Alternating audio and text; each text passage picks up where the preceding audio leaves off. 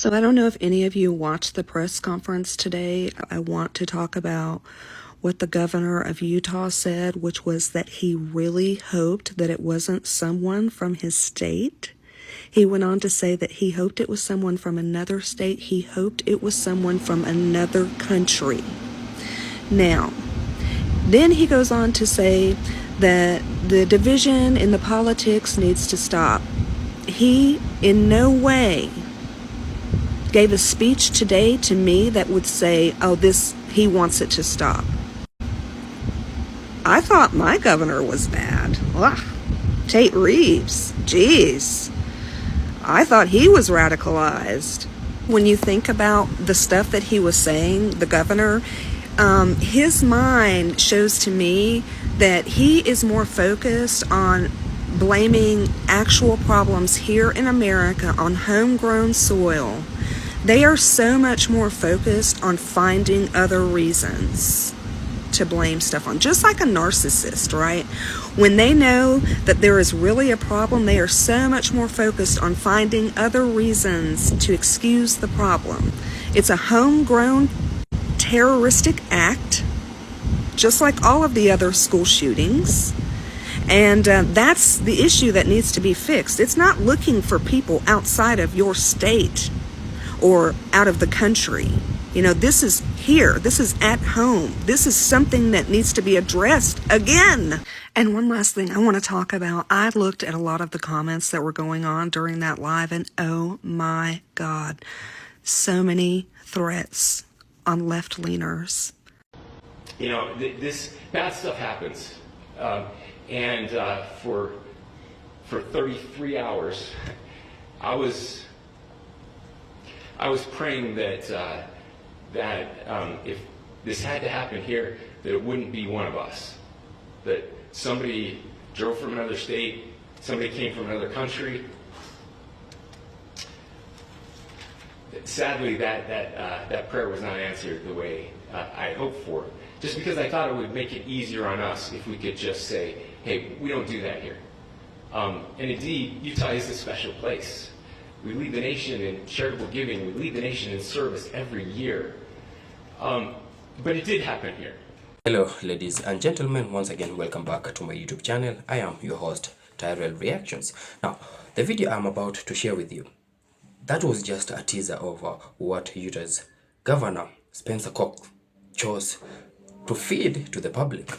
I mean, in my entire life, in these few years I've lived on this earth, I've never seen someone, or rather let me say a leader, be so upfront and straight with their hate speech like the ones I've just witnessed with the governor of Utah. Now, the most impressive thing is that the people who are quick to respond to Utah's governor's words were his fellow white people. Like the backlash he has faced from the internet and the world comes from his fellow white people. I mean, while you're busy fighting black people, white people are there, your fellow white people are there to correct you and call you out for your words. I mean, do black people really have to go through all of this? Do they deserve all the bad things that are coming to them? Well, I want to share with you a video of what the world responded to Utah's governor. So watch this video up to the end, and please consider subscribing to my channel if you are yet to subscribe. If you are new to this channel, once again, welcome to my channel, welcome back. And we are in the right direction. So guys, watch this video and then I'll be back with a few comments. Hey God, hey, me again. So I know you've heard me the past 32 hours. I'm going on hour 33. And I was just wondering, when we catch this guy, can you make him a black guy? Maybe from California? And like super liberal? And if you can't do that, could we maybe make him a foreigner? Could we maybe make him Hispanic? No, it's too much. I know. But I mean, what if we, I don't know, like a little bit of melanin? Maybe like a light skin, maybe biracial, maybe Maybe like get an angle on like no biracial stuff. Maybe we could go after that marriage sanctity. Maybe? I don't know. But get back to me, God. Because we got to find this guy soon. Please don't make him a white guy.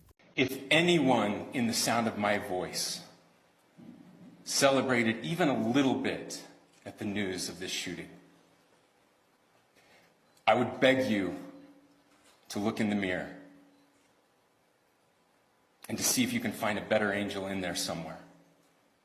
The same people who cheer for the deaths of children in Gaza are trying to tell me that I have no humanity because I have no empathy for Charlie Kirk, who supported those deaths of those children in Gaza.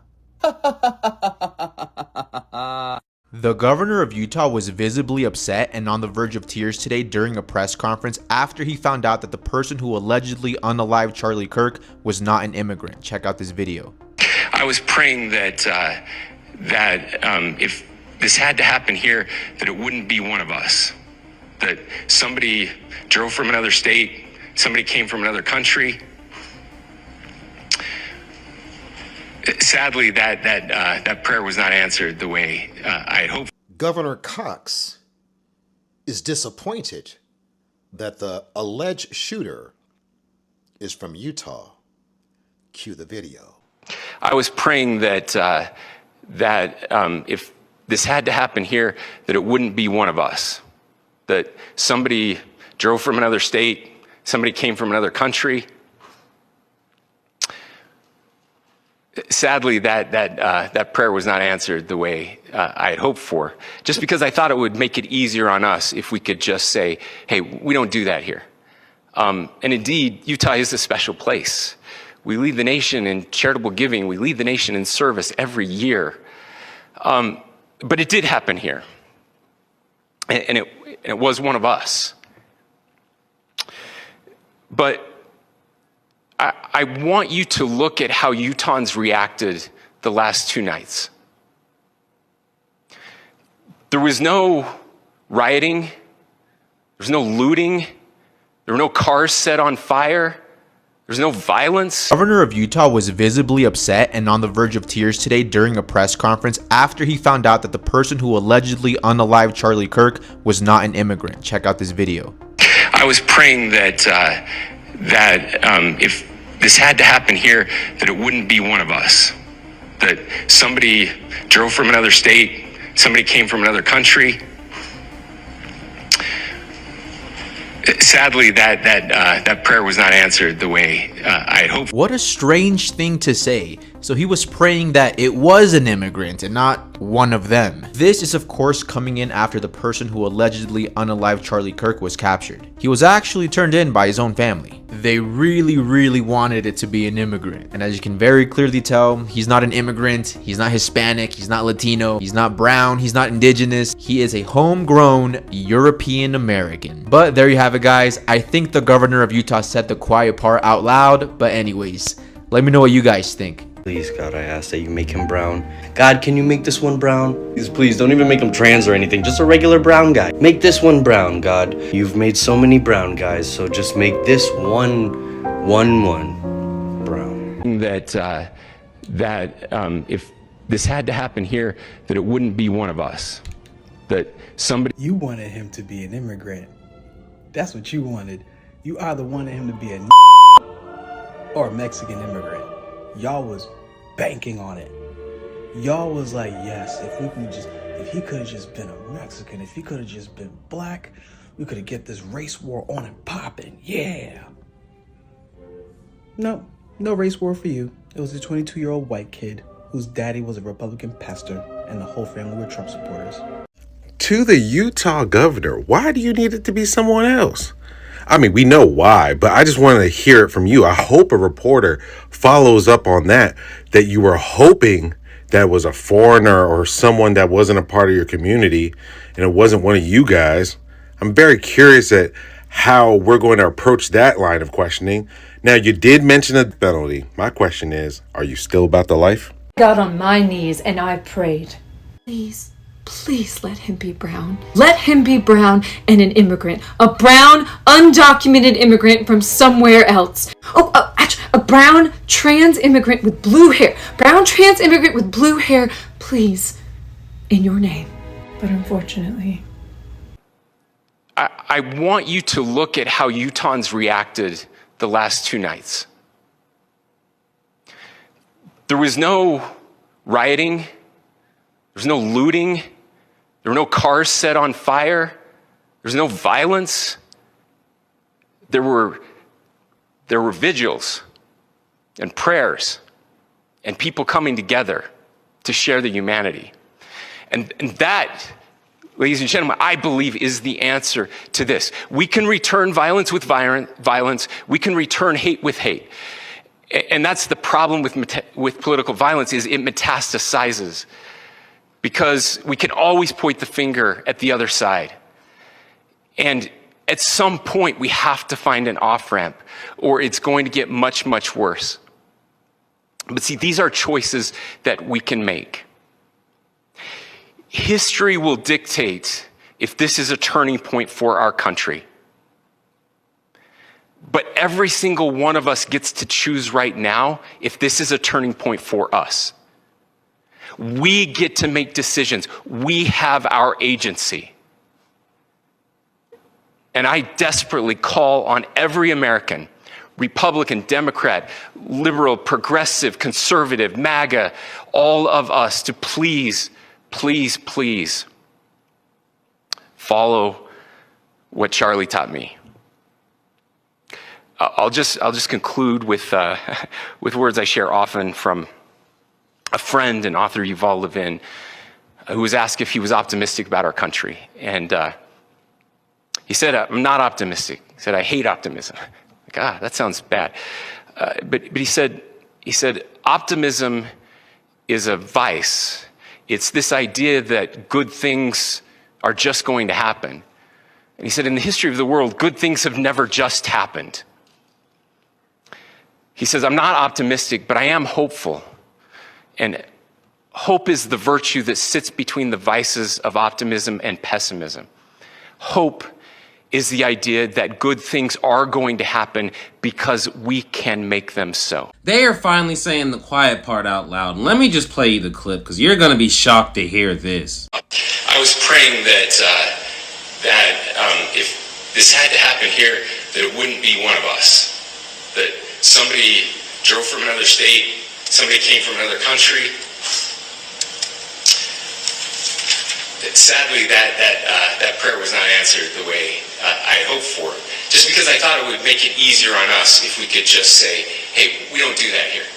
So we have now reached the point with shootings where people are just outright saying, I wish it was someone from out of state or an immigrant, because that would be easier to push my agenda. And not only that, that is a governor saying this. This is a person holding office saying some shit like this out loud. I truly don't know if we're heading for dystopian times or not, but I do know being politically correct is over. Everyone is kind of fed up. They're saying the quiet part out loud. People aren't giving sympathy on either side, and things are clearly about to get worse. So you mean to tell me that the governor of Utah, Spencer Cox, spent all of this time while they were looking for the suspect praying that he was not from this country? Huh? But what I'm hearing him say is that you were praying that it was someone who was a person of color or someone who migrated here from another country, aka an immigrant, because an overwhelming majority of the population in Utah is white. I don't know, it feels like coded language to me. And why were you praying for that? Why wouldn't you just be praying that the person who was responsible for killing Charlie Kirk was caught? That should have been the only prayer. Demographics and place of birth shouldn't matter. You should have been solely focused on the fact that somebody lost their life and you wanted to get justice for that person. No? No, sir, that is not why. The reason you were praying for that is because you were ready to blame another demographic of people to continue to make yourself and the population that you serve look like they're good people. But the data says otherwise. Did y'all see that the governor said that he was praying for 33 hours that it wasn't one of us? I don't know what one of us means for him, but let's see. I was praying that if this had to happen here, that it wouldn't be one of us. That somebody drove from another state, somebody came from another country. Immigrant? Sadly, that prayer was not answered the way I had hoped for. And he prayed for that. Out of everything, that's what he prayed for it to be somebody that was maybe an immigrant, maybe somebody that was black, but not a white person to be the shooter. That's crazy. And it just so happened the shooter's from Utah. Another thing that they don't want. I just feel like I'm dreaming of everything that's happening. Like, it just seems so not real, but it's real. But what's also so sad is that a lot of people are like still like standing on their toes, and most of them being Latinos too. It's just crazy. If this doesn't wake you up, what he just said, I mean, I really don't know what would wake people up at this point, because that's just insane. Now, once again, welcome back to my YouTube channel. I'm your host, Tyrell Reactions. Now, that was Spencer Cox, the governor of Utah. And the guy has no shame. Because why on earth would you come to the public and say these words, feed them that you've been praying to God for over 33 hours, that let the shooter be a black person? Now, you want to say that God really created black people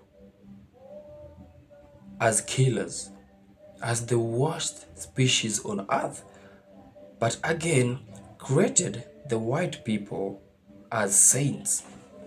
I mean, do black people really deserve what the world is throwing to them?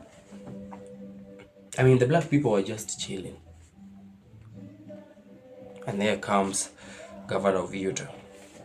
In my life, I've never seen somebody be upfront with their hate speech like Utah's governor. And it's like the MAGA supporters can't really hide their racism, can they? Like, they have not learned to accept and take responsibility for their actions. Now they are looking for somebody to frame. They are looking for somebody to blame. And now in this case, they only wish that the shooter was a black person. Well, Spencer Cox, you actually have to leave God's name out of your mouth. And you might just be what your name suggests, Cox. Now, again, I'd love to share this message with you people watching this video. If these words by the governor won't open our eyes as black people, I totally don't know what will. Because this proves to us that the black people, a black person, is the most endangered species in the world. Like, most people feel like black people, we deserve everything bad in this world. And come to think of it, you know, I've been trying to picture out how Spencer was on his knees, like, God, let the shooter be black. Why the hell on earth would he even think that God would answer such a prayer? Why? Are black people not humans? What do you think black people are? Who do you think these black people are that you have the right to wish them the worst? I mean, can't you just take it in that the person responsible for unaliving your fellow MAGA supporter is your fellow white person. Like, can't you just take that in? You can't accept that. You have to come and throw it to our faces, to the public, that you wish the shooter was black. And this is why we say this. Our countries, we as black people here in Africa, our countries should make our homes better for us. Our leaders should make our country better for us, so that we can make the developments by ourselves here in our country. We don't actually have to go to the Western countries, whereby we've seen black people face a lot of cruelty in those countries. Why can't our leaders just make our countries safer for us?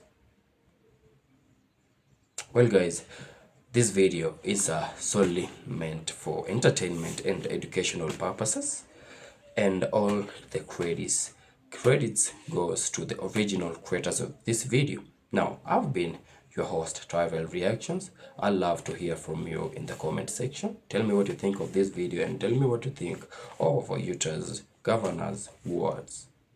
So until we meet again in my next video, peace out and one love.